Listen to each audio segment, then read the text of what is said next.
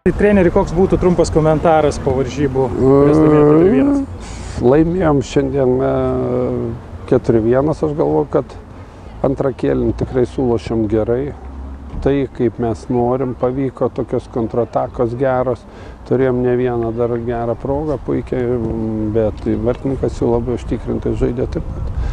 Galvoju, nesugebėjom šiandien susitvarkyti tai, ką mes planavom, kad pagrindinė mūsų bėda yra standartinės padėtis ir gavom įvartį paskutinę minutę lygioje vietoje. Taip, kad patenkintas žaidimo antrą kėlinį. Iškart sakiau, kad nebus lengvos rungtynės ir Kelmės komanda visai netokia, kuri buvo pernai.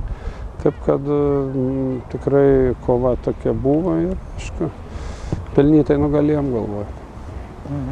O ką pasakytumėte apie tą praleistą įvartį paskutinę sekundę vos ne pirmo kėlinio? Visų pirma, iš epizodo gavosi, kad paslydo Ribokas Arnas.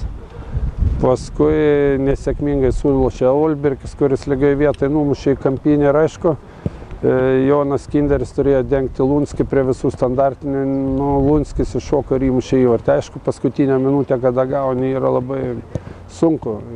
Tačiau antrą kėlinį atsitęsė, galvoju, gerą pradžią padarė, pajautė, kad gali įmušti ir įmušėm 3 įvarčius antrą kėlinį.